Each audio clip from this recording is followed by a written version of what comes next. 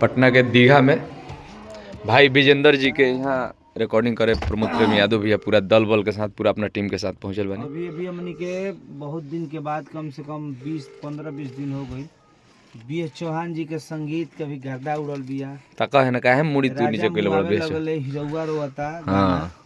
ओकरा बाद आज हमनी के स्टूडियो में नहीं आ जाबी कुछ गाना इम्पोर्टेड जौन रिकॉर्डिंग बा शुरू होखे वाला बा बहुत बड़ा गाना। होली के भी तैयारी अब तो चालू हो जाई। होली के फेरा में नहीं की अभी लोकगीत के फेरा में लोकगीत एक तरफा खाई कबड़ल बा।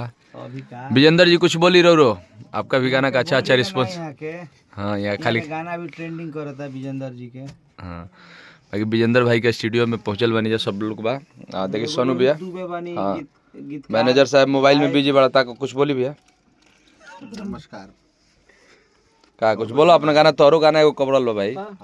यादव जी के बरातिया आपके चैनल से एक सॉन्ग आया उसका भी रिस्पांस बढ़िया जा रहा है। यादव लोग के बारात में मैंने विशेषकर ज्यादा गाना बज रहा है। बाकी ये प्रियांशु प्रेमी है भैया का शिष्य है भी है और एक अनमोल चेहरा से आप लोग को हम दर्शन करा रहे हैं रोहित बाबा। ये रोहित बाबा हैं ये सुर संग्राम के विजेता हैं सुरवीर के। बताइए बाबा कुछ बोलिए मेरे चैनल पे आप।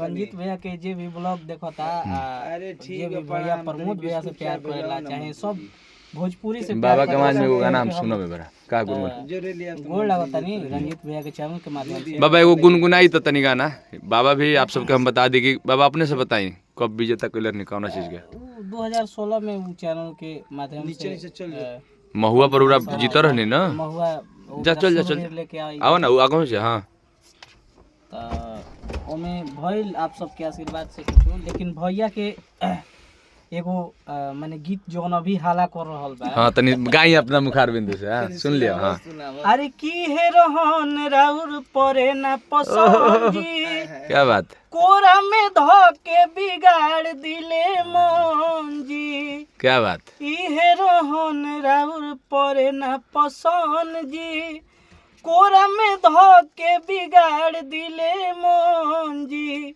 तो धके जकड़ ले लो राजा मुहे पकड़ ले लो राजा अरे मुहे पकड़ ले लो राजा क्या बात कि पूरा अंगुरी से देह सुहरावे लगनी आधी राती में राजा रोआवे लगनी कि धके कोरा बल जोरा कुदावे लगनी आधी राती में राजा मुआवे लगनी। और देखिए ये हमारे रोहित बाबा के में ढेर योगदान बा गाना के हिट करावे में। अब बी.एस. चौहान के संगीत तो एक तरफा गर्दा उड़ा। बी.एस. चौहान सुर म्यूजिक से गाना आइल बा जी भैया म्यूजिक चैनल से आइल बा गाना। ये रोहित बाबा हने रोहित बाबा बहुत अच्छा एगो सिंगर कंपोजर राइटर सब हने। अच्छा एगो मेंबर हमें अब बाबा अभी कुंवार बड़े हम आप सबके ब्लॉग के माध्यम से बता देते जी। अब पंडित जी हनी बाबा बाकी अब आप सब समझ जाए हाँ एकदम ए हमारा ब्लॉग में कमेंट करके बतावे के भाई एकरा के बुराई निखे माने के आप सबसे बता तनी कमिया बने बाबा।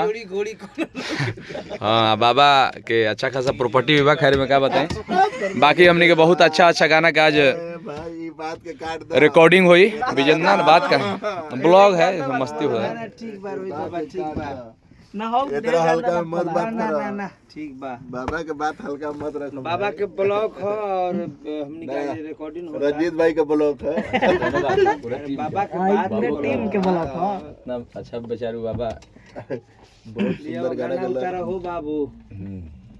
बाकी ऐसे ही आप सब के हर अपडेट मिली मेरा चैनल तनी मनी एंजॉय करत रहनी थोड़ा थोड़ा। ब्लॉग तो एंजॉय नहीं हुई का दिन भर आदमी बिजी शेड्यूल रहला बाबा थोड़ा बहुत मस्ती मजाक ना करबो जब अपन आदमी मिली तो कब करबो कहां करबो। चलिए सबके थैंक यू लव यू।